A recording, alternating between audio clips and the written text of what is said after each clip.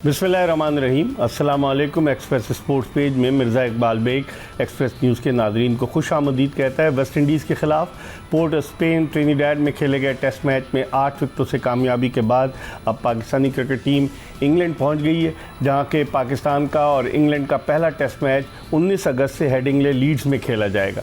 उससे कबल पाकिस्तान एक 4 रोज़ा मैच भी खेलेगा इंग्लैंड में कैंट के ख़िलाफ़, ताकि पाकिस्तानी खिलाड़ियों को इंग्लिश कंडीशन से हम आहंग होने में मदद हासिल हो सके। इंग्लैंड के दौरे के हवाले से बात करेंगे और वेस्ट इंडीज़ में जो पाकिस्तान ने कामयाबी हासिल की, जो कि कंडीशंस पाकिस्तान को सूट कर रही थी और उसी तरह की तकरीबन पिच थी कि जिस तरह की पिच बड़े बड़े इंडस्ट्रियल पंखे लगाकर और हीटर लगाकर हमने बनाई थी मुल्तान में और पिंडी में, और उसी तरह की पिच थी कि जिस पर पाकिस्तान ने कामयाबी हासिल की। लेकिन 2 खिलाड़ी अब्दुल्ला शफीक और उनके अलावा साजिद खान ऐसे थे कि जिन्होंने बड़ी अच्छी परफॉर्मेंस दी और जो पिछली टेस्ट मैच की टीम में शामिल नहीं थे। पाकिस्तान और वेस्ट इंडीज़ के हवाले से भी हम बात करेंगे सीरीज़ के, और इंग्लैंड के हवाले से भी बात करेंगे, और पाकिस्तान के डोमेस्टिक सीज़न के हवाले से भी बात करेंगे। जो वनडे टूर्नामेंट मुल्तान में खेला जा रहा है, 4 टीमें उसमें अनाउंस की गई हैं, और दिलचस्प बात यह है कि कौमी सिलेक्शन कमेटी के रुकन मिसबाह-उल हक एक टीम के कोच भी बन गए। तो क्या वो इस जानिब इशारा कर रहे हैं कि आइंदा आने वाले दिनों में अगर सरफराज अहमद नाकाम हो जाते हैं तो वो बागडोर वो संभाल लेंगे। बहुत सारे ऐसे मामलात हैं कि जिन पर गुफ्तगू करेंगे, और गुफ्तगू के लिए हमारे साथ स्टूडियोज़ में मौजूद हैं पाकिस्तान के former test batsman, former chief selector, Pakistan के फॉर्मर कोच हारून रशीद साहब, जो किसी तारुफ के मोहताज नहीं। क्रिकेट के हवाले से हारून भाई का ख़ास तौर पर डोमेस्टिक क्रिकेट के हवाले से एक वसी तजुर्बा। इनसे हम बात करेंगे, पाकिस्तान के कॉम्बिनेशन के हवाले से बात करेंगे और दीगर उमूर के हवाले से बात करेंगे। लेकिन इससे पहले कि हम हारून रशीद से क्रिकेट के हवाले से गुफ्तगू के सिलसिले का आगाज़ करें, एक पैकेज आपको दिखाते हैं। जी, पैकेज आपने मुलाहिज़ा किया और गुफ्तगू का आगाज़ करते हैं हारून रशीद साहब से। हारून भाई, टरोबा टेस्ट 90 रन से हारने के बाद, अभी मैं उस पर भी आऊँगा कि 4-4 दिन में अब टेस्ट मैचेस ख़त्म हो रहे हैं। 90 रन से हारने के बाद पाकिस्तान का कमबैक आप कैसे देखते हैं कि एक तो शान मसूद इंजर्ड हो गए अनफॉर्चुनेटली, फिर उसके बाद पाकिस्तान 2 सीमर्स 2 स्पिनर्स के साथ मैदान में उतरा। आप जो कह रहे थे कि पोर्ट ऑफ स्पेन की विकेट, क्योंकि आप खुद भी 77 के टूर पे थे, कि वो स्पिनर्स के लिए साजगार साबित होगी। ओवरऑल पाकिस्तान की परफॉर्मेंस को कैसे देखते हैं? कंडीशंस यहाँ पाकिस्तान के लिए सूटेबल थी? बिल्कुल पाकिस्तान के लिए सूटेबल इस पॉइंट ऑफ व्यू थी। अगर आपको याद हो तो मैंने ये भी कहा था कि पाकिस्तान को ये सीरीज़ जीतनी चाहिए, क्योंकि जो कंडीशन वैसी हों, और उसका एक रीज़न और भी था कि जो वेस्ट इंडीज़ की टीम है वो इतनी ज़्यादा स्ट्रॉन्ग नहीं है। वो ज़्यादा अपने फास्ट बॉलर्स के ऊपर इंहिसार करते हैं। स्पिनर उनके पास एक ही है, वारिकान, वो प्रॉब्ली अगर इस किस्म की पिचेस मिलेंगी तो वो भी इतना कामयाब नहीं हो सकता। उनके रॉस्टन चेज अनफिट हो गए थे। लेकिन पाकिस्तान को पहला टेस्ट मैच भी जीतना चाहिए था। वहाँ मैं फील करता हूँ कि ये 4 फास्ट बॉलर के साथ खेले थे, वो गलत था। वहाँ भी साजिद खान को खेलना चाहिए था, एक स्पिनर को तो खेलना बनता था वहाँ पर, जो कि आपको फ़ायदा देता हो। लेकिन एनीवे, वो हारने के बाद जो कमबैक हुआ वो बहुत अच्छा था। और उसमें सबसे जो हैरानकुन बात ये हुई कि आपने शफीक को, अब्दुल्ला शफीक को आपने शान मसूद की इंजरी के बाद आपने उसको जगह दी, जो कि आपके स्क्वाड का हिस्सा ही नहीं था, जिसने इस पूरे सीरीज़ के लिए, जो कि इंग्लैंड और वेस्ट इंडीज़ की थी, उसमें प्रैक्टिस के लिए वो लोग मौजूद ही नहीं था। वो बांग्लादेश के टूर पे भी ड्रॉप था। उसने उस स्क्वाड में ही जो ये ट्रेनिंग कैंप लगा था उस स्क्वाड में नहीं था। इसका मतलब उनकी कहीं भी स्कीम ऑफ थिंग्स में नहीं। मैं ये फील करता हूँ कि क्योंकि बाबर आजम एज कैप्टन, उनको ज़्यादा कॉन्फिडेंस था अब्दुल्ला शफीक के ऊपर, तो उन्होंने ही कहा होगा कि मुझे अब्दुल्ला शफीक चाहिए इसका रिप्लेसमेंट, तो अब्दुल्ला शफीक आए। बड़े टेक्निकली करेक्ट बैट्समैन है। लेकिन प्रॉब्लम पाकिस्तानी बैटर्स के साथ यही है कि एक सीज़न बड़ा अच्छा जाता है, उसके बाद ऑल ओवर सडन उनके ऊपर ऐसा स्लम्प आता है कि वो नीचे गिरना शुरू हो जाते हैं, फिर उठना बड़ा मुश्किल होता है और वो टीम से बाहर हो जाते हैं। आप सऊद शकील की मिसाल ले लें, अब और भी इस तरह के 2-3 मैं प्लेयर्स की मिसाल आपको दे सकता हूँ। लेकिन हैविंग सेड दैट, पाकिस्तान ने बड़ा अच्छा कमबैक किया, और ख़ास तौर पर पोर्ट ऑफ स्पेन की पिच, जैसे कि आपने कहा, स्पिनर्स को हेल्प करती है। 2 स्पिनर्स खिलाए, जो कि बहुत ज़रूरी था।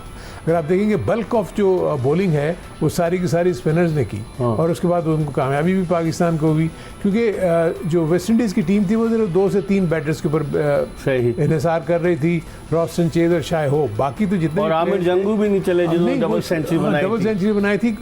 सब इमर्जिंग है ना, हार्डली 8 से 10 टेस्ट मैचेस, 4 से 5 टेस्ट मैचेस, जो कि पाकिस्तान का भी प्रॉब्लम यही है, क्योंकि इसमें भी 2-3 प्लेयर जो हैं वो आए हैं नए, जिसमें अजलान शाह हैं, अजान ओवैस हैं, उबैद शाह हैं, और उसके अलावा जो भी अनफिट हुए हैं अब्दुल्ला फजल, ये सब नए हैं। सो पाकिस्तान की बैटिंग स्ट्रॉन्ग थी, जो कि मैं फील करता था कि क्योंकि पोर्ट ऑफ स्पेन की पिच बिल्कुल पाकिस्तानी पिचेस की तरह होगी, तो यहाँ इनको अच्छा करना चाहिए। और वो उन्होंने किया, रन्स किए, उसके बाद उन्होंने आउट भी किया उनको, वेस्ट इंडीज़ को, खास तौर पर जब उनकी सेकंड इनिंग में तो बहुत ज़्यादा रन्स नहीं करने दिए, क्योंकि आखिरी इनिंग में अगर आप 150 180 के करीब चेस कर रहे हो तो थोड़ा सा मुश्किल आ जाती है। लेकिन आई थिंक सेटिस्फाइंग परफॉर्मेंस मैं कहूँगा कि जिस तरीके से पोर्ट ऑफ स्पेन का मैच जीते, आइंदा इनकी जो आगे सीरीज़ है इंग्लैंड की, वो भी उसी पे मैं आ रहा हूँ। अब आप कैसे देखते हैं? देखें, वहाँ पर तो आपको ज़्यादा स्पिनिंग ट्रैक नहीं मिलेंगे, वहाँ आप, मुझे नहीं लगता कि 2 स्पिनर्स के साथ जाएं।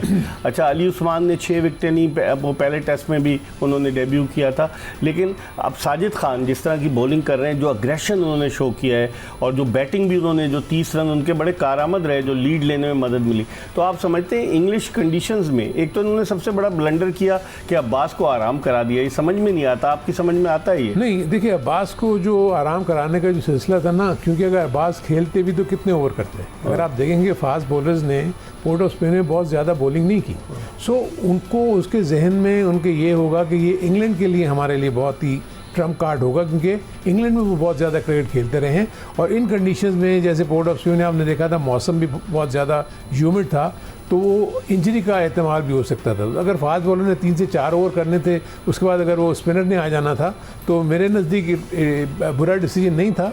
होता यही है कि जब आप डिसीजन जो लेते हैं वो पे कर जाए तो आपकी मतलब वाह हो जाती है, अगर आपको डिसीजन पे ना करे तो आपको फिर लोग फिर। लेकिन एक बॉलर जिसने एक टेस्ट मैच में 8 विकेटें ली, आप उसको, उसका मोरल अप है, आप कंडीशन पिच को देखते हुए उसको आराम करा रहे हैं, तो ये लॉजिकल बात है? नॉर्मली ये हो सकता है कि आपको अगर कंडीशंस देखें, अगर वहाँ उनको उतनी हेल्प ना मिलती, देखें अगर अब्बास को आप देखते हैं तो 125 126 उसकी एवरेज स्पीड है।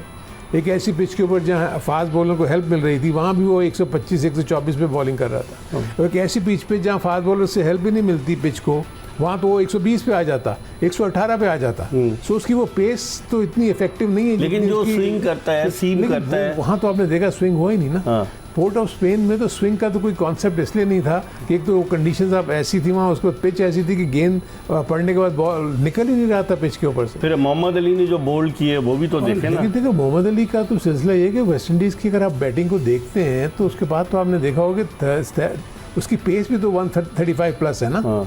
मतलब जब वहाँ थोड़ी पेस भी तो आपको चाहिए होती है। उबैद शाह ने भी जो 2 आउट किया उसकी अपनी पेस की वजह से आउट कर लिए। लेकिन ओवरऑल मैं समझता हूँ कि अब्बास को रेस्ट करना कोई इतना ज़्यादा वो नहीं था। लोग जनरली ये देखते हैं कि जिसने विकेट्स ली हुई हों तो उसको खेलना ज़रूरी बनता है, लेकिन स्ट्रेटजी टीम मैनेजमेंट जब बनाती है तो वो कंडीशंस का बड़े अच्छे तरीके से जायजा लेती है और आगे क्या होना है उसका भी उनको ज़हन में था कि 3 टेस्ट मैचेस जो इंग्लैंड में आ रहे हैं वो बहुत इंपॉर्टेंट। अब आप कैसे देखते हैं, लीड्स का टेस्ट मैच है, आप भी इंग्लैंड का टूर कर चुके हैं, लीड्स की जो अमूमन विकेट है हेडिंग्ले लीड्स की वो सीमर्स के लिए साजगार होती है, स्पिन तो बहुत कम मतलब होता है, एक आध स्पिनर अगर टीम खिलाती तो खिलाती। आप समझते हैं लीड्स की विकेट पर ये पाकिस्तान का बॉलिंग अटैक क्या ये उबैद शाह को खिलाएंगे या खुर्रम शहजाद वापस आएंगे या फिर ये अब्बास जब वापस आ जाएंगे तो किसकी जगह लेंगे? मोहम्मद अली होंगे, अब्बास होंगे और तीसरा फास्ट बॉलर कौन होगा? 3 के साथ तो जाएंगे ना। देखिए मेरे अपने नज़दीक तो वहाँ पर 4 फास्ट बॉलर के साथ जाना पड़ेगा। आमिर जमाल आ सकते हैं वापस? आ सकते हैं बिल्कुल वापस। मैं सिर्फ देख रहा था कि जो 3 टेस्ट मैचेस हैं पाकिस्तान के इंग्लैंड में वो हेडिंग्ले में है, लॉर्ड्स में और एजबेस्टन में। 2 पिचेस जो हैं इस दफ़ा क्योंकि इंग्लैंड में गर्मी इतनी पड़ी है, बहुत ज़्यादा। जो आप बात कर रहे हैं कि जो मॉइस्चर जिसमें हेल्प मिलेगी वो वाला एलिमेंट मुझे मुश्किल नज़र आता है कि सीम मूवमेंट आपको बहुत ज़्यादा मिले अनटिल अनलेस कि ऑल ओवर सडन ओवरकास्ट हो जाए और उसके बाद आपको थोड़ी सी हेल्प मिलना शुरू हो जाए आपकी पिचेस से। लेकिन मुझे लगता नहीं है कि ऐसा होगा क्योंकि पीछे की जितनी भी सीरीज़ अभी हमने देखी हैं जो भी इंग्लैंड ने खेली हैं वहाँ देखें लॉर्ड्स की पिच के ऊपर बहुत ज़्यादा क्रिटिसिज्म हुआ। अभी न्यूजीलैंड के खिलाफ हुआ, ECB ने और MCC ने भी उसको किया। इसका मतलब यह है कि पिचेस इतनी ज़्यादा रफ हो गई हुई हैं कि क्यूरेटर्स भी जो है उसको ठीक तरीके से इसको बना नहीं सक रहे। तो पाकिस्तान का एडवांटेज मैं सिर्फ ये देखता हूँ कि एक स्पिनर को तुमको खिलाना पड़ेगा। अब ये फैसला इनको लेना है कि वो लेफ्ट आर्मर को खिलाते हैं कि साजिद खान को खिलाते हैं। साजिद खान का एक्सपोजर ज़्यादा है, एक्सपीरियंस ज़्यादा है। अगर आप पोर्ट ऑफ स्पेन में भी देखेंगे तो स्पिन करते हुए विकेटें ज़्यादा नहीं ली गई। विकेटें वो ली गई हैं जो गेंद आम बॉल था, यानी सीधा रह जाता था बॉल। LBW हुए हैं, बोल्ड हुए हैं, क्योंकि स्पिन को खेलने जाते थे गेंद अंदर आती थी, पैड पे लगती थी, आप LBW हो जाते थे। सो इसलिए इंग्लैंड में भी ये सिलसिले जो आपको नज़र आएंगे, लेकिन पाकिस्तान की बैटिंग वहाँ स्ट्रॉन्ग पॉइंट है। अब्दुल्ला शफीक के आने से मुझे ये कि बैटिंग में थोड़ी सी आपके मिडिल ऑर्डर में स्ट्रेंथ आई है।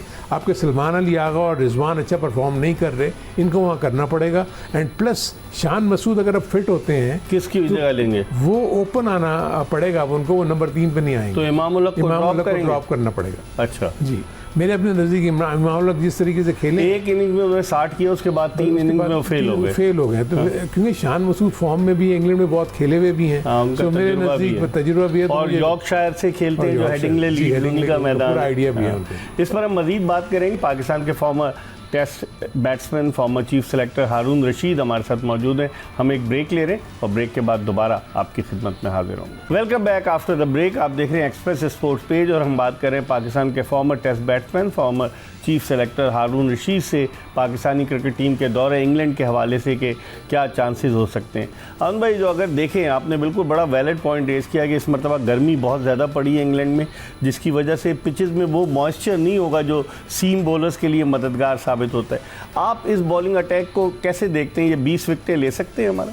मुझे सिर्फ इशू इंजरीज का है कि खुदा न खास्ता, क्योंकि अगर जिस किस्म की गर्मी पड़ रही है और वो कंटिन्यू की तो ऑब्वियसली ये 2 टेस्ट मैच भी बहुत टैक्सिंग थे फास्ट बॉलिंग के लिए। अगर आपने देखा होगा कि सेकंड और थर्ड स्पेल में जब ये आते थे तो वहाँ की पेस में काफ़ी हद तक जो है वो फ़र्क नज़र आता था और काफ़ी खुर्रम शहजाद की फिटनेस पर भी क्वेश्चन मार्क था। आप देखें कि हमेशा से जब भी देखें खुर्रम शहजाद 2 से 3 मैच खेलते हैं, उसके बाद फिट हो जाते हैं, उसके बाद प्रॉब्लम हो जाता है। उसका रीज़न यही है कि देखें, एक और जो बहुत बड़ा फैक्टर है वो ये है कि पाकिस्तान इस टेस्ट सीरीज़ में ऑफ सीज़न में गया था। पाकिस्तान की फर्स्ट क्लास क्रिकेट दिसंबर में ख़त्म हो गई थी और उसके दौरान कोई भी 4 डे क्रिकेट नहीं हुई। इन्होंने सिर्फ कैंप लगाया, कैंप में आप 4 डे के मैचेस नहीं खेलते। तो इन्हीं बॉलर्स ने 20-20 ओवर पर डे नहीं किए हुए मैच सिचुएशन में, तो इसलिए इनके ऊपर तो ये प्रॉब्लम प्रैक्टिस मैच तो खेले थे एक प्रैक्टिस मैच। इसी तरह यहाँ भी इनको एक प्रैक्टिस मैच मिलेगा, लेकिन द थिंग इज़ कि वो लंबी बॉलिंग वो नहीं होती, क्योंकि इंग्लैंड में इस वक्त जो क्रिकेट टीम खेल रही है, हालांकि अगर आप इंग्लैंड को देखेंगे तो उनकी भी कोई परफॉर्मेंस टेस्ट क्रिकेट में इतनी अच्छी नहीं है पास्ट में। अगर आप देखें 7, 8, 9 पे हैं ये दोनों। इंग्लैंड 7 पे है, पाकिस्तान अब 8 पे आ गया, बिकॉज ऑफ परसेंटेज पॉइंट की वजह से पॉइंट्स कम है उनके, वेस्ट इंडीज़ के पॉइंट ज़्यादा हैं, वेस्ट इंडीज़ 9 नंबर पे आ गया। तो इनफैक्ट अगर आप इंग्लैंड भी जाके खेल रहे हैं, वर्ल्ड टेस्ट चैंपियनशिप की मैं बात कर रहा हूँ, सो अगर वहाँ जाके मुकाबला करें तो आपको पता होना चाहिए कि 7वें नंबर की टीम के साथ मुकाबला कर रहे हैं, 8वें नंबर की टीम खेलेगी। हाँ, 8वें नंबर की खेलेगी, तो आप ये फील कर सकते हैं कि हम इंग्लैंड को वहाँ हरा सकते हैं। लेकिन इंग्लैंड का जो मैंने स्क्वाड अभी देखा है उसमें उन्होंने काफ़ी हद तक ऑलराउंडर्स और फास्ट बॉलिंग ऑलराउंडर्स को ज़्यादा रखे हैं, जिसकी वजह से उनकी बैटिंग स्ट्रेंथ काफ़ी डीप हो जाएगी। एंड देन उनके पास जो फास्ट बॉलर्स हैं, जिसमें आर्चर जो है वो आपके अटैकिंग ऑप्शन है, एटकिंसन वो भी आपके अटैकिंग ऑप्शन है। फिर कार्स जो है उनका बहुत अच्छा वापस आ रहे हैं, फिट हो गए थे। लेकिन पाकिस्तान के पॉइंट ऑफ व्यू से मैं जब ये देख रहा हूँ कि इसमें अब्बास प्रॉब्ली स्पीयर हेड करेगा, एक्सपीरियंस है उसको, वहाँ इंग्लैंड कंडीशन में काफ़ी अच्छी बॉलिंग करते रहे हैं और इंग्लैंड के जितने भी क्रिकेटर्स हैं उनको रेट करते हैं कि he is a good bowler. तो इसीलिए वो मुसलसल इतने साल से वो काउंटी क्रिकेट खेल रहे हैं, तो इसलिए एक वो फैक्टर है। पाकिस्तान के जो बाकी बॉलर्स हैं, जैसे मोहम्मद अली मैं देखता हूँ काफ़ी। मजीद बात करेंगे, एक ब्रेक ले रहे हैं और ब्रेक के बाद दोबारा पाकिस्तान के former chief selector test cricketer Haroon Rashid के साथ आपको ज्वाइन करेंगे। प्रोग्राम के आखिरी ब्रेक के बाद एक मरतबा फिर आपको पाकिस्तान के फॉर्मर टेस्ट बैट्समैन हारून रशीद के साथ खुश आमदीद कहते हैं। हम बात कर रहे थे कि पाकिस्तान के लिए इंग्लैंड में क्या चांसेस होंगे। और भाई, जो सबसे लम्हे फिक्रिया है वो पाकिस्तान का लोअर ऑर्डर बैटिंग है। खासतौर पर अब आप देखें स्पोर्ट ऑफ स्पेन टेस्ट में एक ही ओवर में 3 आउट हो गए आपके, और इससे आप अंदाजा लीड हालांकि आपकी 43 रन की थी, लेकिन आप अंदाज़ा लगाएं और आप देखें कि जहाँ जहाँ लोअर ऑर्डर ने रन्स किए हैं आपको कामयाबियाँ मिली। इवन अगर वो 30 रन अगर आप साजिद अगर ना करता, और इसी तरह अगर वेस्ट इंडीज़ के भी अगर आप देखते हैं, आपको उनको बहुत जल्दी आउट करना चाहिए था। उसमें जोसेफ रन्स कर दिए और नीचे वारिकान ने आके शायद कुछ हिटें मार दी, तो वो 30-40 यानी 180 रन का उनका कर जाना सेकेंड इनिंग में वो बहुत बड़ी बात थी। वरना वो 120-25 पे उनको 130 तक आउट करना चाहिए था, तो पाकिस्तान को वो कम मिलता। तो इसलिए बड़ा इंपॉर्टेंट होता है कि जो भी हमारा लोअर ऑर्डर है, और आपके इस दफा आपके टॉप ऑर्डर ने बुरी बैटिंग नहीं की, आपको इनफ रन्स करके शान मसूद ने, इमाम ने भी एक इनिंग अच्छी खेली, अजान ओवैस ने किया, अब्दुल्ला शफीक, बाबर तो दोनों मैचेस में उसने किए। सो नीचे वालों को, और ख़ास तौर पर जो उनको ऑलराउंडर की कैटेगरी में देते हैं कि जी जैसे आमिर जमाल थे, या यहाँ पर भी इनको बैटिंग एक्चुअली जो कोचिंग का काम आप बात कर रहे होते हैं ना, फिर थोड़ी सी कोचिंग के ऊपर आते हैं, उनका काम यही है कि जो ऐसे जो लोअर ऑर्डर प्लेयर्स हैं जो बैटिंग नहीं कर सकते उनके ऊपर काम करें, क्योंकि उनको बैटिंग की टेक्निक, उनको बहुत सारी चीज़ें जो हैं वो सिखाने की ज़रूरत होती है।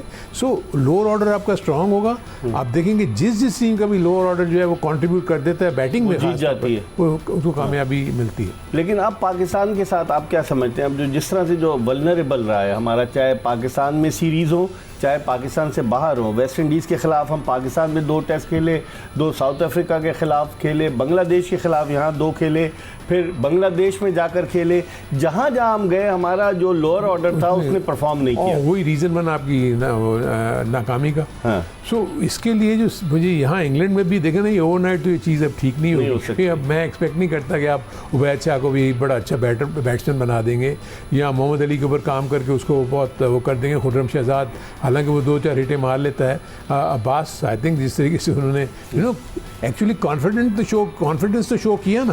आप देखेंगे वो हम मैच हार गए ठीक है, लेकिन अब नीचे अब्बास ने आके हिटें मारनी शुरू की और सीधे बैट से खेलता है। तो आपको एक चीज़ ये नज़र देखें, ये भी वो चीज़ है, ये भी एक चीज़ है कि आपको कोचिंग के पॉइंट ऑफ व्यू से आपकी नज़रें गहरी होनी चाहिए ना। आप जब देख रहे थे कि अब्बास इतने सीधे बैट से खेलते हैं तो वो क्यों नंबर 11 पे आता है?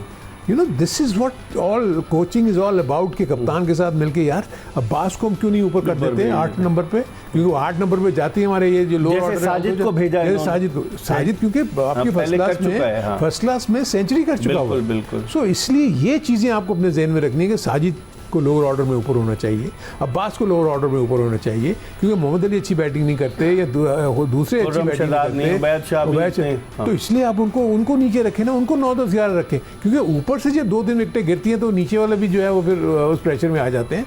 सो ये माइनर सी एडजस्टमेंट्स हैं जो इनको करनी पड़ेंगी। लेकिन इंग्लैंड की टीम इंग्लैंड में बुरी टीम नहीं है, पूरा परफॉर्मेंस दे रही है। उन्होंने इंडिया के खिलाफ देखे ना कितनी अच्छा परफॉर्म किया, अब न्यूजीलैंड के खिलाफ उनकी वल्नरेबल रही है, तो इसीलिए उसमें उनके थोड़े इश्यूज भी हो गए थे। आपको पता ना वो जो स्टोक्स का इश्यू हुआ और उसके बाद और बहुत सारी फास्ट बॉलर एंडी एटकिंसन जो था उसको भी उन्होंने रखा था। तो ये मुझे लगता है कि इस दफ़ा ये लोग ये चीज़ नहीं करेंगे। रूट आई थिंक बहुत सीजन कैंपेनर है, Fleming very good thinker of the game.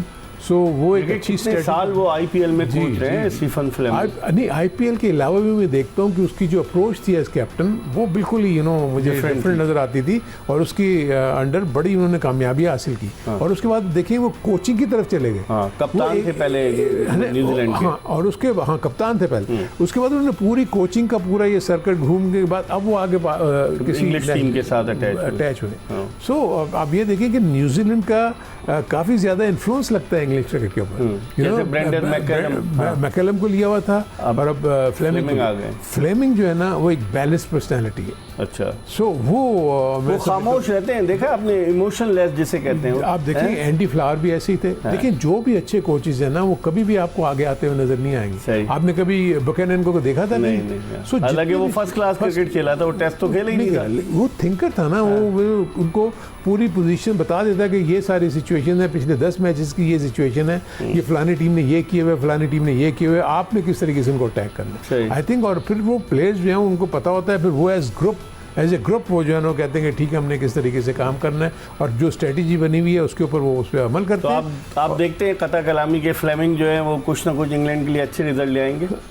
Result देखिए, फ्लेमिंग तो खैर क्या लेके आएंगे, वो एक गाइडलाइन प्रोवाइड करेंगे। चेंज तो आया ना काफी, वो जो बास बॉल क्रिकेट थी उससे डिफरेंट हो गई ना। टेस्ट क्रिकेट तो डेफिनेटली अब डिफरेंट होगी, लेकिन आई थिंक जो मैं जिस किस्म के प्लेयर देख रहा हूँ इंग्लैंड की टीम लाइनअप में वो हैं वैसे ही, वो एग्रेसिव खेलते हैं। बेन डकेट जो है वो कभी भी आपको बॉक डाउन होता हुआ कुराली था, वो बाहर हो गया। बहुत सारे ऐसे प्लेयर, हैरी ब्रुक्स आपको कभी करके देगा, कभी नहीं देता। नहीं बॉक डाउन होते हुए नजर नहीं आएंगे।